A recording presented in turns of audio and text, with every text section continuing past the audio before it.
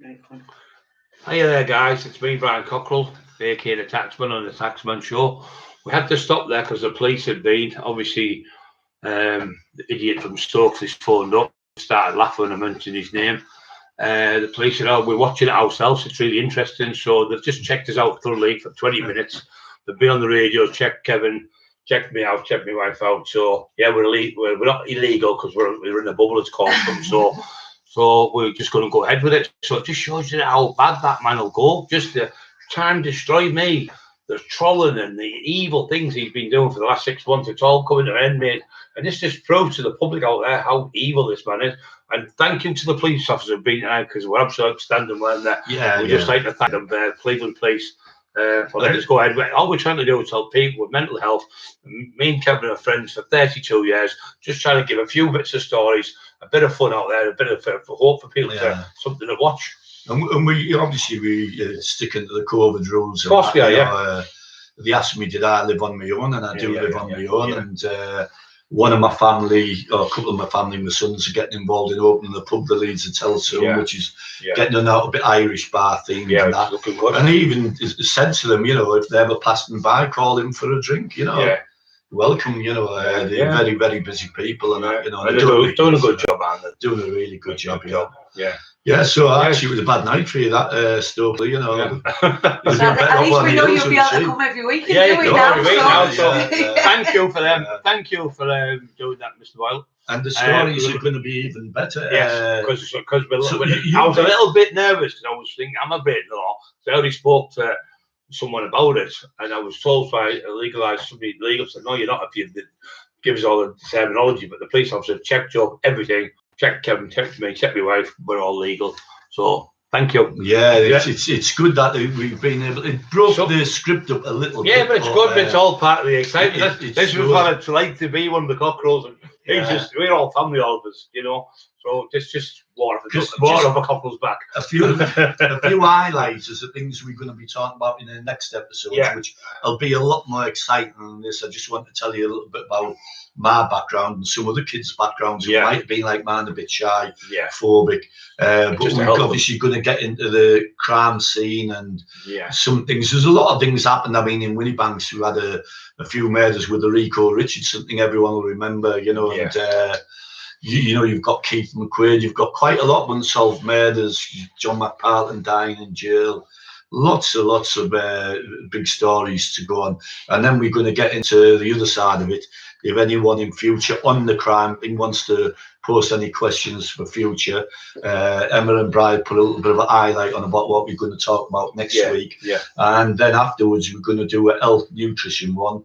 If anyone wants to ask any questions, because even though this COVID is bad, it's a virus, there is also lots of other viruses about and other illnesses which, maybe the doctors should be looking to check out for, heart disease, cancers, mental health, A lot of people, the COVID is real because we've had it, me and my wife. Well, a lot of people are dying as well because these people need to have treatment for cancer, and it's been put in the back burner, and loads of people are dying of cancer and other illness, and they're just blaming on the COVID, aren't they? Yeah, well, so many, I think they said about 8,000 had been diagnosed with cancer, whereas if it hadn't been for the COVID, they'd have been diagnosed earlier and maybe it's prevented, and there is a lot of other bad illnesses about, and people have got to look at them as well. The COVID's a virus, it's a bad virus, but obviously the immune system, which we talk about a lot, is very, very, very efficient. Brian knows a hell of a lot about medicine, health and nutrition. I've studied it for 40 odd years. Well, Kevin was called Dr. Kilty. Yeah, well, I got Dr. Kildare, I used to call him. The two people who named me Dr. Kilty was a great friend of mine, Carl Sturman from the Dolphin. And Brian called me. And when I get onto Richard's athletics career, there's a little bits of things I want to mention about the Dolphin and how supportive they were of Richard and that, in them days. Lots of things to talk about. So and then you talk about your training, didn't you? Well, he was there when I did the 2,000-pound leg press. 3 different gyms. Plus, he was there when I squatted 8 plates. He was there. I used to spot me benching 6 plates, and there, Michael We used to say, is he taking the piss? Put 6 plates each end on here. And the bar used to bend and they used to go, serious? You used to have to get new bars. And he was telling Donny Yates once, you and Donny Yates, Kenny Case, him and Donny Yates were talking about me. He said, he's benching 6 plates for Red Doreen. He went, strongest bodybuilder I know, he said. Even the likes of, you know, the great Lenny McLean and that knew about Bry, you know, about and his training partner. He was, and his training partner was Mick Theo, ex-British champion and that, you know, and also another great strongman as well, which hope to talk soon, Eddie Elwood, outstanding athlete, six dedication, just the universe, unbelievable, you know. I wish I had about that dedication. The family know everything about it. You've got to admire him about how he stood up for his business and that. Brilliant, absolutely great bloke. Some stories about Eddie. Even Arnold come to shake his hand and everything. And sent him a letter and said he broke his record. Absolutely, magnificent. Going back to Brian when he did do that leg press, and we'd get into it in detail. But it was above Bill Boyd's gym, which was then a ex-chapel. Remember? Yeah. And not long after, it ended up getting knocked down, but I think that was because of all the weight he put on the leg press. And God bless Bill Boyd, but he used to come out with a bit of bullshit sometimes. You say, he'd say, I haven't done that as well as you. So you mean you ought to do that, Brian? But he never done when we were there. It was always on his own. He was a funny man. And Tom Platt trained that gym, didn't he? Tom Platt. Tom Platt had a lot of good people after him with Battle Fox at the Olympia, he was there. We met loads of brilliant people, and for going to the bodybuilding as well, it's totally different from what it used to be. All this growth, I've got this bubble gut and everything. Kevin was a bodybuilder, he competed, didn't he, Kevin? Did some photos some good photos, and he looked really well. But in them days, people had a little waist and wide shoulders, and God bless him, Les Over. He could have been Donny Yates. He was unbelievable. Unbelievably blessed. Blessed, wasn't he? Brilliant. But I mean, them early days, there was only a few bodybuilders about. There was the old school, John Citrone and that, Martin Brown, bodybuilder. Me and Denny got into it later on, and lifeguards. Both in the TA together, and that was some great physiques. Peter Johnson. Loads of Craig Howard, some excellent physiques, you know, which we talking. Denny Oil did well, didn't he? Denny Oil did great. Fifth place in the universe, Denny, and I entered many shows against Denny. In fact, the first show I entered, I got into really, really good condition. Denny, hopefully we'll get him on there to tell you about it. And I won the show, and I competed against him many times after that. And then Denny won them shows. But I went into one last show where I beat Denny, but Denny went on to excel greatly, and he's in good shape now, you know. But he always says he would never have made it if it wasn't for his great wife, Jill, who was great at everything. He said to me, why I went to see him, didn't he? He said, I can't believe how big he is. We went to Bishop Hall, didn't we, once? He said, he's ridiculously big, isn't he? Power. I should tell some great stories about that, you know. One of them, when we were going on the roundabout at Bradford, there was me, Bry, and Michael Flanagan, and there was this lorry coming really, really close. We were on the inside, the roundabout, couldn't go any further unless we went on the roundabout. And Bryce just stood there then casually, winds the window down, said, if it comes any closer, I'm going to fucking push it over. We had some fun. I was doing a right roam with 3 plates each end, and he was Kevin knew how strong I was, but then Michael was shocked. He couldn't believe these to watch me doing these bad weights. And he'd do it for a laugh. The Brian would do it for a laugh, you know, and just to showing off. But in a good way. And if you send me struggling, and we'd say, "Come on, one more, Brian." You silly guys, you know. I'll tell him. It was Mark Lenny's gym, so it's Mick Lawrence, I think he's called now. He owns it. The Steel City. And I went there. I used to have 100 kg tricep push down. We had this saddle thing made that would go over the weights. You could put 2 20-kilo discs on, and I was doing tricep push. I snapped the chain on that. Then I broke his leg press for £2,000. That snapped. And then I bent the bar, because the bars in them days were marked gym was pounds, 50 pounds. I used to have 6 plates in each end of the bar, and there was it worked out £630 on the bench on there. And there was a lad who was Olympic, so not Olympic, it was Mr. Universe came. I said, I've seen anyone do these type of work. So I was doing it for almost. Was that this Mark Lanny's? It was Mark Lanny's. Was it a bloke called Phil, wasn't it? Yeah, Phil. Phil. Yeah, he was very good money. Yeah, black lad from America. He was really good. He just was like shocked because he was more into the bodybuilding stuff. But then he also he should have went at the strongman shows. I don't understand why he didn't, because you've definitely done really good. Yeah, the strength was for you, especially some of the ex-stars. You know what I mean? Leg press, there's not many people in the world that could have pressed that amount of weight. But there's also some good stories we go into as well about the nightclubs. I mean, I worked on the door for a lot of years, and as I was coming towards the end of my door years, Bryce started being in very big demand for places like Berlin, the Top Arts, you know, and there's some tales there we can tell about a lot of things, you know. Henry Africa's was phenomenal. And waterfront. I remember throwing the lad off the top of the bridge there, and Bob Raw and Cookingham stopped me, and I threw him a 30-foot drop, but they both, I hit him and I picked him up. I went to throw him off, but he fell into the embankment, so probably saved him from getting killed. So he's dead now, the same lad. But some great stories, you know, and then tall trees. Tall as well.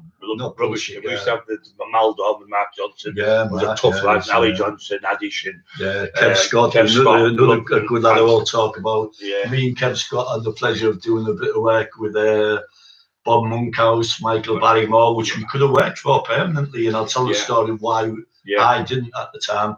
Some great jobs we could have had, you know. And, you knew the lad who was bodyguard to Lady Daniel, didn't you? Remember Brian's friend, my brother Brian.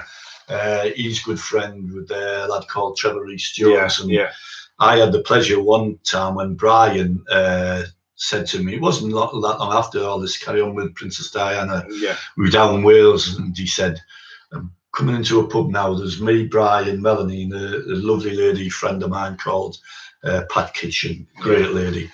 We were down there visiting Brian. He said, come into this pub, there's someone at the bar, you'll instantly recognise him, but please, he's expecting you, don't ask him any questions. Didn't have a clue who it was.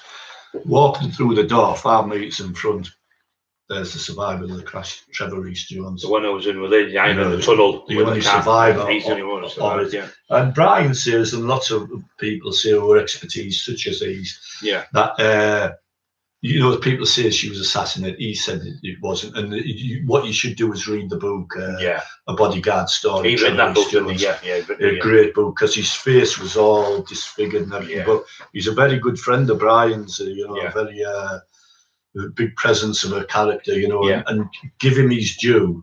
That bodyguard, no matter what anyone's opinions are, bodyguard has never changed his story.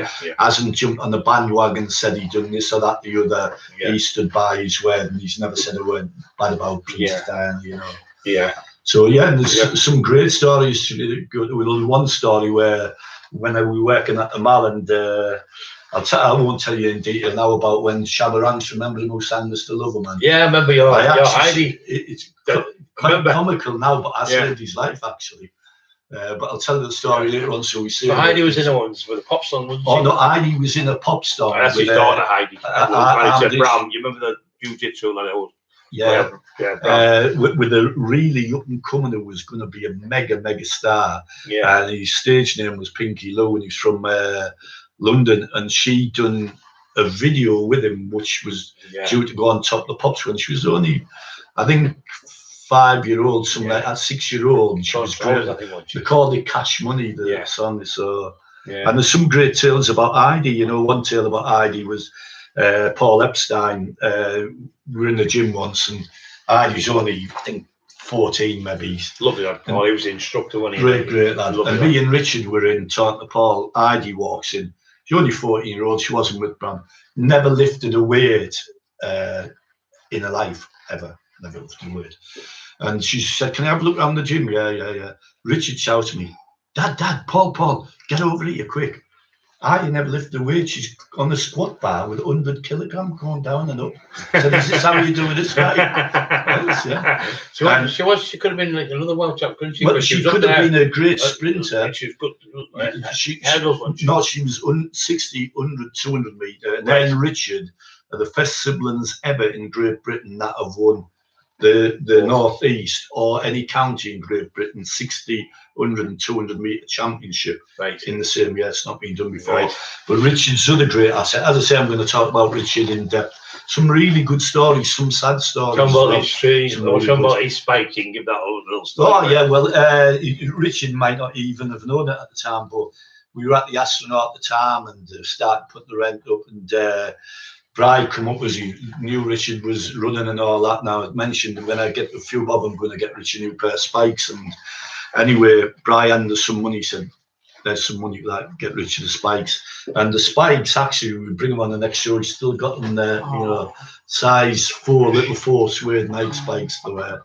So some great stories. And Richard's other, his wife, Dovale. Yeah. She's like a superstar in Lithuania. Lithuania triple jump, very powerful, feminine lady. And we talk about people's look. She's a beautiful girl. Yeah. But I say I know ugly girls. Not ugly girls, no, ugly people. We won't mention you. Well, I wouldn't call them ugly. Beautiful. I know beautiful people who don't have to be stunning. No. You know, and it's not all about your looks and this, that, and it's inside, isn't it? It's inside. There's some great, lovely people who might not be blessed with looks, but they've got lovely beautiful souls people, and they mean a lot more. My wife's got both. She's beautiful looking. Not tonight in pyjamas, everyone. I've just seen. She's a great writer. She's a great writer. She's written that book in 3 months. She did write it as well, and she's great at it. And the thing is, well, like Kevin said, she just needed, she's only had us two shit houses didn't dare answer the door. She had to go to the door to the place. We were just looking there. But Emma made they were fantastic. They were great, they were great. Emma made them an offer the always trying to do they're always trying to do is help people. All I do is I've got the YouTube channel out there, you know what we're on. We're up to 5,000 views, just over 5,000 in 5 months, I think it is, and a lot of jealousy out there with people. Oh, we're doing it for nothing. We do. I mean, my hands knackered at the moment. I've got Kevin's seen my prognosis, what's the matter with my back. I've got really bad. The vertebrae taken out and all sorts. I've got to have a bone graft put in and all different kinds of things. I'm getting up every day still. What still is it you've got, Kevin? You know the spinal stenosis, cervical stenosis. I've got. So I'm still getting out of bed, still doing my training, still helping people, still giving health. Trying to give advice to people. You're not doing it for your own fame and fortune or popularity. We're not bragging about. We're doing it to give people, help people, give them a story. And hopefully some of these crime stories might stop today's youngsters getting into crime. These books, see this book we've written, right? Most of the people in this book have died or been killed. They're not here no more. So we're not trying to glorify this book. We told the truth about Lee Duffy. We were sick of him getting called a monster, saying he was this, that, and the other. So we told the truth. And people love the book because they can relate to it. Like Kevin can relate because he's been here and been there. But when you write a book about something, like the other people who've written books about, like, didn't even know the man. Fair enough, I might have only known him 5 or 6 months. But I did know him. I was with him. I did tax with him. I was doing tax and part in the ad. And when I went to jail, it was funny that Lee died and everything. It was not funny in that way, but the funny thing was I went to jail. It was like the police put me out of the way and then Lee got killed. There was another way of getting us off the streets with it. So I mean, the other lad who's writing books and the pathetic and a bit annoying when you see good people penning the book for him. I'm thinking not another one fell for it. It's just for the glory. Some people are doing it, aren't they? Because you know the lad we were on about. I don't know whether you know. Recently, he tried to get a job selling the Big Issue, and they knocked him back. They wouldn't let him sell it. You know, he got dressed up as a Romanian. It's crazy. But this is the thing. What we're on about, the troll, the bullying, and non-stop. It's all coming to an end for him. It's an amazing thing how the police are straight out as soon as they're good point. We had our other friend here not long ago, Terry Dixon, did a podcast on him, spoke about him, and a friend of ours, Tony Turner, was on the computer. So Terry was saying, I'm just at Brian Down doing a podcast. They got a phone call, the police from Middlesbrough. It's about a 15-minute drive from there to here. They were here in 15 minutes automatically for him again to try and arrest Terry. But when they found out and what Terry had been going through, what he's been doing, it's going wrong. They're going to be getting arrested. That's what's going to happen. It's all going wrong for them, isn't it? So he's actually lucky that Terry and yourself and other people have not done what they could have Used had to done do. years ago, yeah, because yeah. he could have been somewhere on the top of Mount Everest. Yeah. You know, on a seriously, very, very lucky. Yeah. Very lucky. Or under Mount Everest. Yeah, he's just absolutely crazy. He's written books about people, and he really, really thinks he's that character now. He thinks he's a big, tough guy. He's got these people behind him. He hasn't got no one behind him. It's just, it's all smoke and mirrors. He's just a narcissistic bully coming to the end of his days now. And I've looked at his page. It's like, do you know in the old cowboy films, you see the tumbleweeds blowing? That's what his page is like. There's nothing on it. It's stagnant. No one's on it. No one's talking to him. And that's why he has to create false accounts and talk about himself. I'm surprised, and I think there's a couple of people who are apparently still okay with him. I think they'll come to find him out. Yeah, well, they're in the same shoes as I was. And he's so much of a con man. He's such a what a liar. And he plays that another card. What's it called? The victim. He's so good. Him and his wife are playing the victim. So look at them tonight, trying to stop us for this show we're doing tonight. All we're doing is trying to help you. They just wasted police time. Yeah, exactly. They had the police outside for 20 minutes watching the podcast, checking you out, checking Ryan out, checking me out, and then the police come and said everything's all right. What if there was a car crashing on the road, somebody was getting nearly killed or something? The police have had to come here, wasting their time. He should be charged for wasting their time. That's what he should be. But he's doing this all the time. So he did it little Basil last week, little man, Graham man. He called him something and he got the police on him. That's all he does. But he hasn't stopped you, so we're still going on. You know, he's like off the Godfather, Fredo the Grass. Fredo, the little weasel. He's living with the fishes soon. Going swimming soon. So right, we're gonna call that a day. I hope you tune in to the next 3 episodes because they're going to be really good. Really and there's going to be no talk. He's not even going to get any airspace. No. We just had to say it, guys. Can you all know? The comments on here, I can see all the people know who's phoned the police. We might actually do it because we're allowed to in a pub, another venue. You know what I mean? Yeah. That's brilliant. So thank you, Kevin, again. Thanks again. And thank you again for watching. God bless you all. Thank you. Take care. Good night. Stay safe. You press that one. Finish. I think next week, you know, you get a real